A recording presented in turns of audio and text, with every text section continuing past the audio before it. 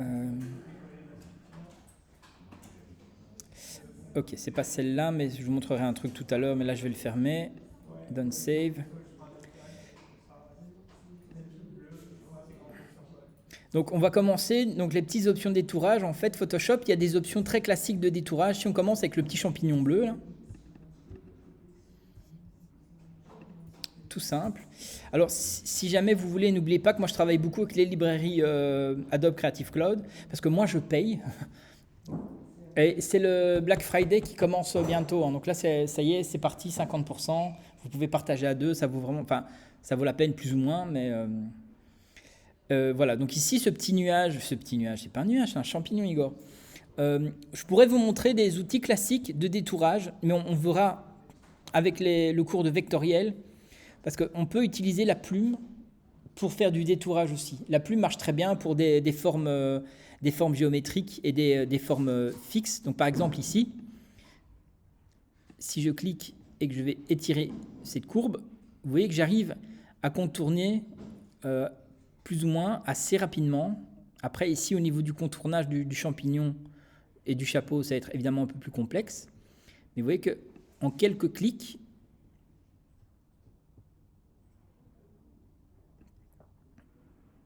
j'arrive à faire un détourage, certes un petit peu grossier,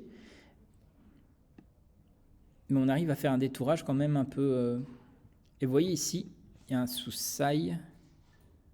Je vais zoomer quand même. Il y a un petit souci ici. Donc on va repositionner ça.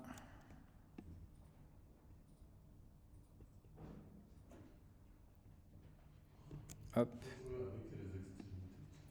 Oui, on peut, en fait, tu vois, avec l'outil plume.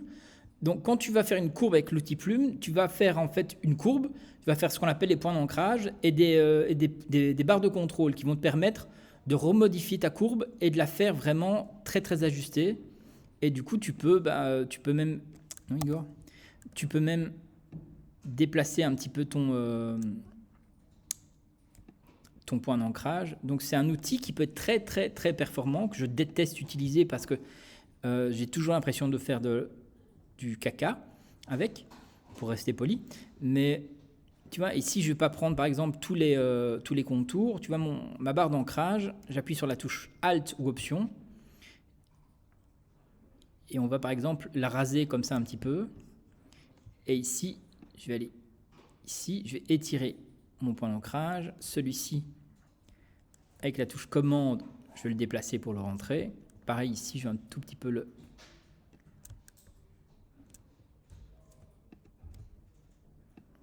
D'accord.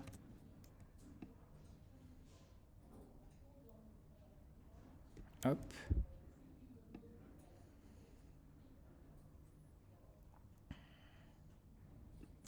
Comme ça, on peut vraiment un peu l'ajuster comme on veut.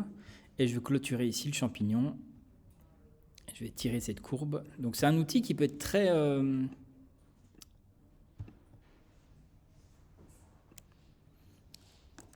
très très performant si on veut, mais qu'il faut apprendre à maîtriser, à apprivoiser petit à petit, quoi.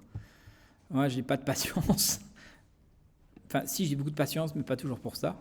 Et donc, du coup, voilà, c'est un truc légèrement grossier, mais pour tout ce qui est des formes simples, des carrés, des trucs comme ça, des poteaux, des trucs comme ça, tant qu'il n'y a pas de cheveux, tant qu'il n'y a pas de fourrure, tant qu'il n'y a pas de micro-texture, l'outil plume marche très bien. Et l'outil plume, en fait, il va faire cette espèce de petit contour.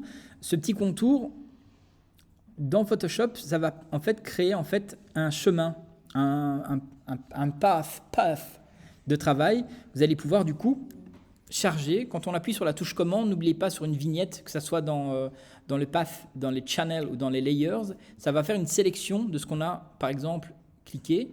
Et si je fais petit raccourci clavier commande J, vous voyez qu'il a isolé mon champignon avec du coup ce petit système là.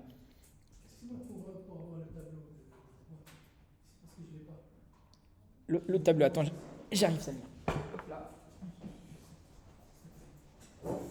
Ah oui, c'est pas grave, regarde. Il y a peut-être... Oui, c'est ton... Déjà, on va le mettre en plein écran comme ça. Et fenêtre, on va te remettre un espace de travail. Voilà. En tu vois, tu as l'affichage de toutes les fenêtres ici. Mais parfois, on les dispose différemment et pour revenir, on peut les réorganiser, toujours choisir des espaces de travail. Et quand tu as un doute, quand tu ne vois pas une fenêtre, tu vas dans réinitialiser les indispensables, ça met toutes les fenêtres au bon endroit. Je vais vous montrer ici sur l'écran, comme ça tout le monde voit. Donc le petit souci de Samir, c'est qu'il n'avait par exemple toutes ces petites fenêtres-ci. Oui, par exemple, je fais hop, je ferme. Je vais fermer tout, on va voir, c'est pas dommageable. Close tab. Je vais tout fermer. Tout peut se fermer, tout peut se réouvrir. Enfin bon, bref, il y a plein de trucs ici. Mais en gros, vous voyez, si j'ai plus tous mes outils que j'aime bien, on va dans Fenêtre, Windows, Workspace, espace de travail, et on a des espaces préenregistrés. On a surtout Reset Essential, réinitialiser les essentiels. Et il va tout remettre un petit peu de manière normale, standard. Mais si jamais on veut bouger ces espaces et ces panneaux, on peut toujours sauvegarder. Donc par exemple, si moi j'utilise rarement les patterns, les dégrader un petit peu, les swatchs de temps en temps, mais si jamais il y a certaines fenêtres que vous n'utilisez jamais, vous pouvez gérer l'ergonomie de votre document comme vous voulez à ce niveau aussi. Bon, mon champignon, je vais le garder tel quel. Oui.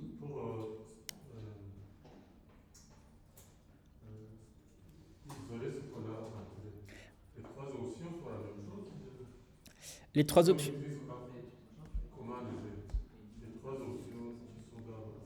Alors ici, donc par exemple, si tu avais une sélection ici du champignon, tu vois, si je reviens sur mon calque d'origine, je vais effacer celui-là.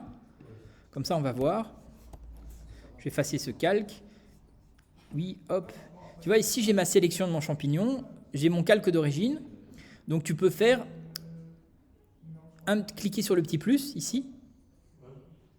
Hop. Et tu peux, non, excuse-moi, tu vas faire donc tu cliques ici, tu fais commande C, commande V. Et ça marche aussi, mais tu n'es pas obligé de créer un nouveau calque. Donc tu peux faire raccourci clavier comme sur n'importe quel, commande C, copier-coller. Je recommence.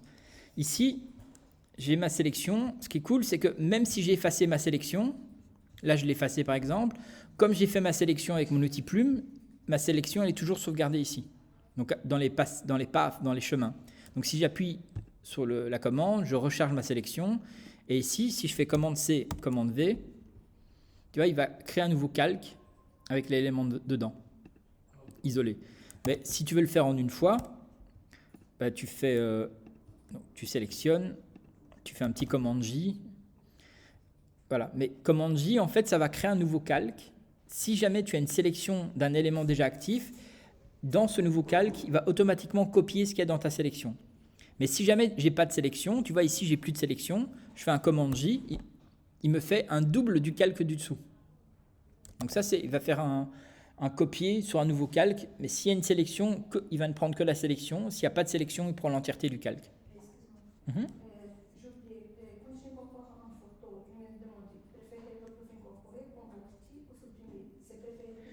Pour le moment, garde toujours le profil intégré.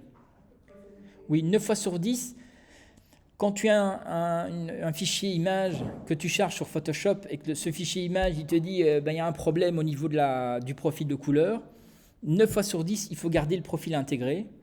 Parce que si tu commences déjà à ouvrir une image et à convertir les couleurs, tu vas commencer déjà à dégrader ton image avant même de travailler dessus. 9 fois sur 10. Il y a des cas de figure où évidemment c'est impératif de le changer, quoi, mais... Donc voilà. Donc là par exemple, voilà, on a isolé le champignon. Voilà, il n'est pas, vous voyez au niveau de la collerette du champignon, il n'est pas hyper parfait, mais c'est pas dramatique parce qu'on va pas de toute manière l'utiliser dans le moins de détails. Mais ça c'est un outil un petit peu standard traditionnel de Photoshop pour faire une sélection avec des bords très nets. Vous voyez, on va vraiment des bords très épurés à ce niveau-ci. Donc c'est une méthode assez facile, mais il faut évidemment un peu pratiquer le truc. Après, je vais prendre ce petit châssis. Je trouve c'est pas mon chat malheureusement, mes chats ils sont encore plus beaux, mais je trouve qu'il avait une tronche de dingue ce chat. Et donc ici par exemple, l'outil plume avec ce chat, ça va être quasiment impossible. Pourquoi ? Parce qu'il a plein de poils. Hello Asia, il a plein de poils hirsutes un petit peu sur le contour. et ça va être dur du coup de pouvoir un petit peu utiliser l'outil plume. Donc, il y a des outils dans Photoshop qui sont quand même assez intelligents, assez bien foutus. Il y a un outil qui est très très vieux dans Photoshop qui est la baguette magique, mais qu'on utilise un peu moins aujourd'hui. La baguette magique, je vous montrerai sur un autre élément directement. C'est plus simple. Open.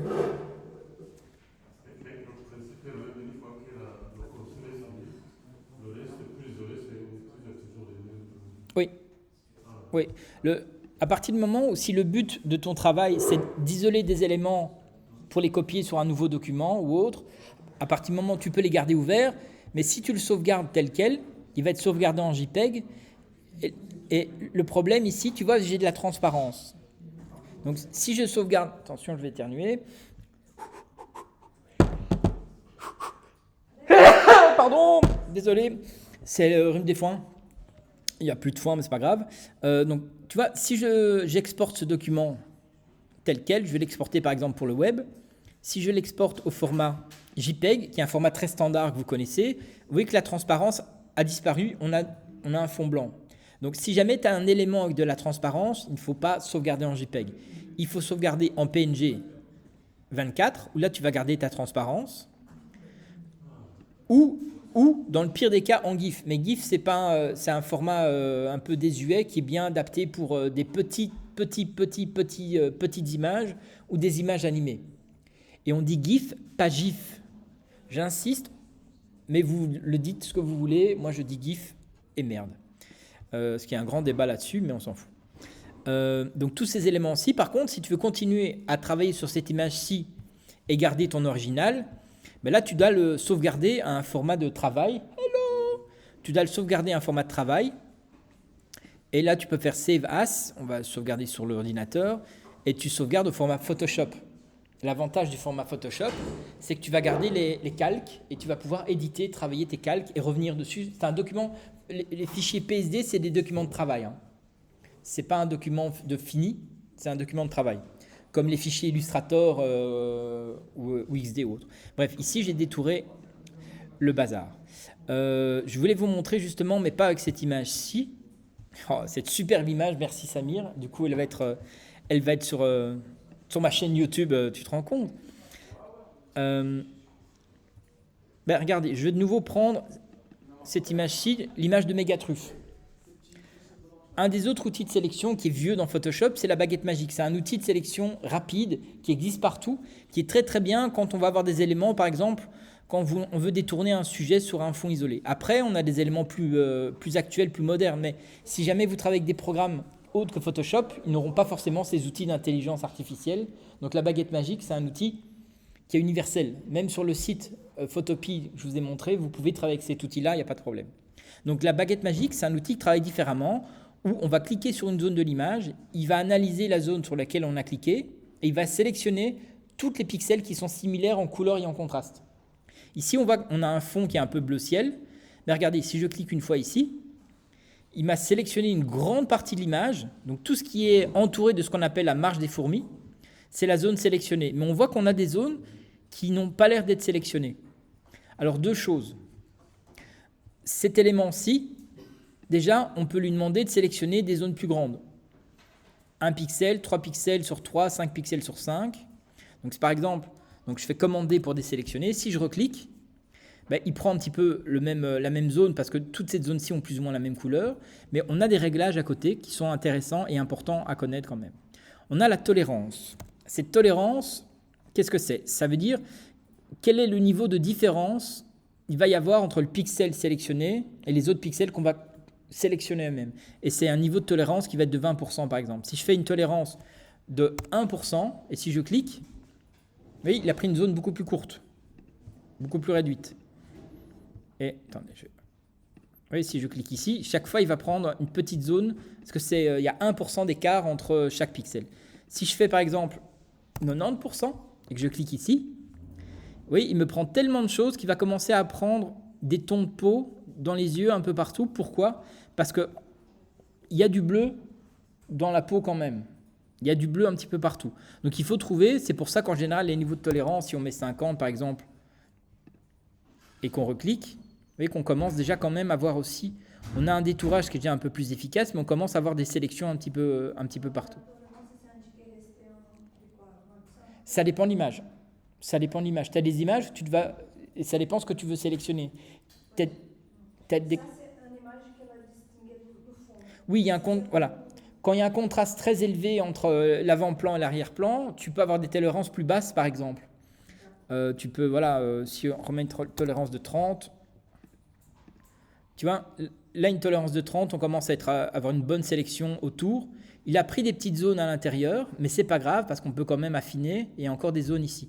Après, dans les options, anti-aliasing, il faut toujours mettre l'aliasing. Est-ce que vous savez ce que c'est? Donc vous voyez, le contour d'une image, il y a un petit effet d'escalier, comme on appelle. Il y a des pixelisés. Le fait d'avoir un système anti-aliasing, ça va adoucir ce contour pour éviter d'avoir un contour trop comme si c'était un mur de briques qu'on avait assuré, quoi. Donc ça, c'est important. Laissez-le quasiment toujours activé. Les autres options, ici, on a continue ou pas. Et ça va être très vite. Regardez, je diminue ma tolérance, comme ça vous allez comprendre. Je vais mettre une tolérance de 12, peu importe. Je clique ici. Ben, vous allez voir qu'il va sélectionner, mais il va s'arrêter ici. Et commande D pour désélectionner. Si je clique ici, ben, il va prendre des zones qui ne touchent pas une autre, par exemple. Donc, le fait d'avoir, par exemple, un cliquer continue ou pas, je vais prendre sur une autre couleur. Est-ce que ça va être ça? Ici pas, non, il faudrait trouver une autre image pour ça. Attendez, c'est pas ça que je voulais prendre. Je vais trouver une autre image pour bien vous... Voilà. Ça, non, mais ça, c'est continu. Où est-ce que... Ben, voilà, ça devrait pouvoir vous aider. Ah oui, mais c'est pas un JPEG. Ben, c'est pas grave. Je vais ouvrir le petit Batman ici. Ah merde. On va y arriver à un moment donné. Voilà, donc le petit Batman. Si je fais, par exemple, je vais le séparer.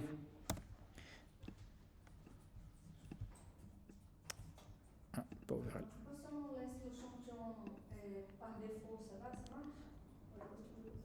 Ben, moi, je vous conseille de laisser au moins 3 sur 3.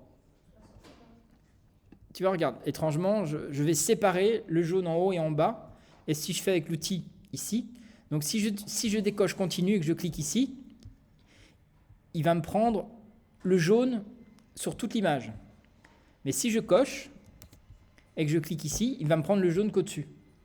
Donc là, le fait de cliquer sur continue ou pas, il va faire une sélection sur tous les pixels de la même couleur qui se touchent.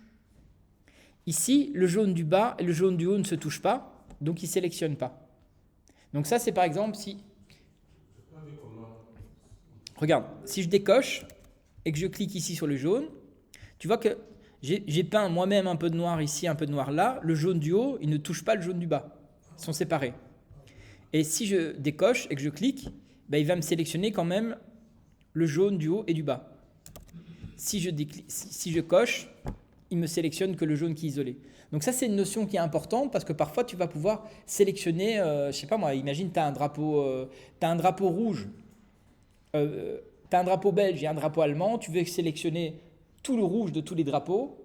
Ben, si tu as décoché continu, il va sélectionner le rouge de tous les drapeaux, par exemple. Okay, et ça, c'est logique aussi. Si jamais tu as plusieurs calques, est-ce qu'il va échantillonner ce que tu as cliqué sur tous les calques ou pas?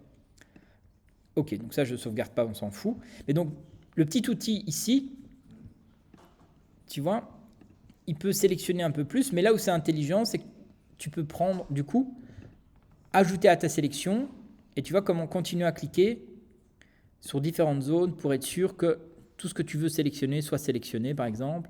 Et dans les cheveux, voilà, là, on est un petit peu rentré dedans, mais ça devrait passer.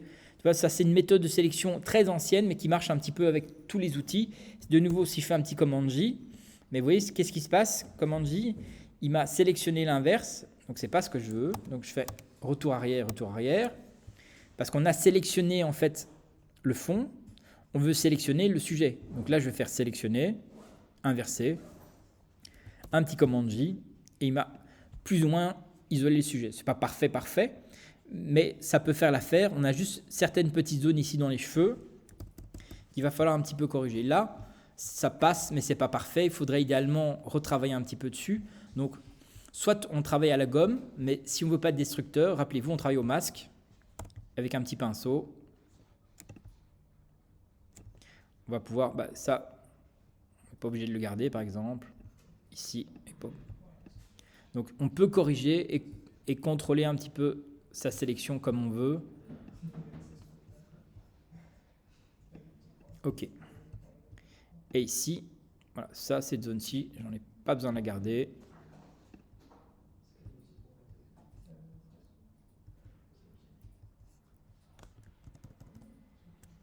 Voilà, et ça passerait par exemple sur un fond, sur quelque chose. Donc ça, c'est l'outil par exemple, c'est un outil qui est universel, c'est l'outil baguette magique.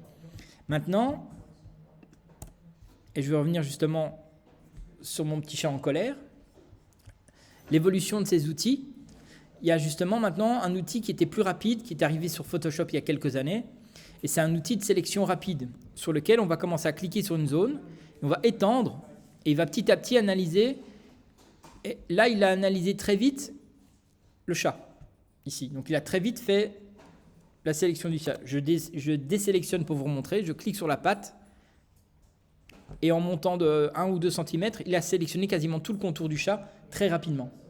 Donc ça, c'est un outil de sélection. Si je fais par exemple sur la méga truffe, regardez, si je fais sur le fond ici, je clique une fois, je fais plus ou moins tout le tour, il m'a fait une sélection du contour, quasiment aussi efficace que la baguette magique, peut-être même un peu plus intelligemment aussi, parce que c'est un outil qui réfléchit déjà un petit peu plus que le précédent. Donc vous voyez, pardon ? Non, c'est le lasso. Le lasso, en fait, c'est quand tu veux faire une sélection toi-même à main levée. C'est l'outil de Quick Selection Tool, celui-ci. Maintenant, le lasso, tu as une version de lasso magnétique, par exemple, qui travaille un petit peu dans le même sens, mais du coup, tu dois faire toi-même le contour. Par exemple, je vais cliquer ici, tu vois, et c'est comme s'il déposait un petit peu il essaie de déposer quelque chose sur le contour, mais c'est pas parfait.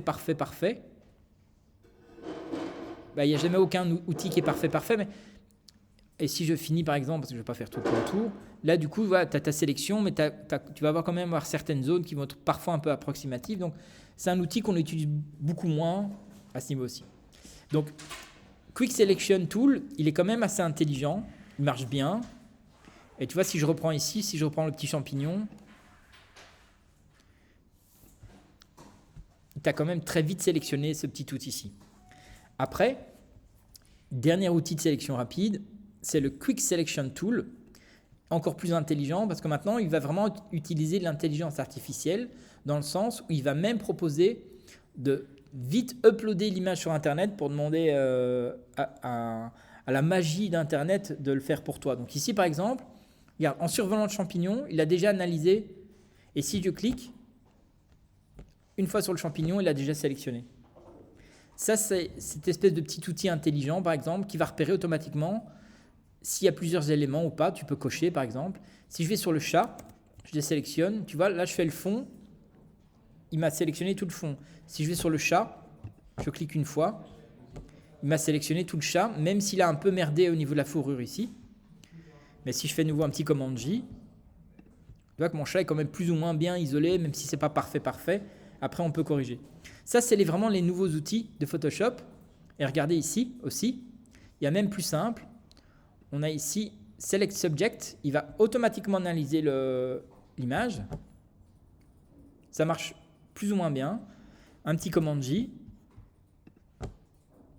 Voilà, il a quand même mieux analysé le sujet que les autres outils. Vous voyez, au niveau des cheveux, là, le travail, il est impeccable, quoi. Maintenant, c'est un détourage facile d'un sujet sur un fond. Donc, c'est bien de connaître les autres outils, mais gagner du temps, travailler rapidement, passer du temps avec vos amis, votre famille, vos chats, et utiliser les outils rapides, quoi.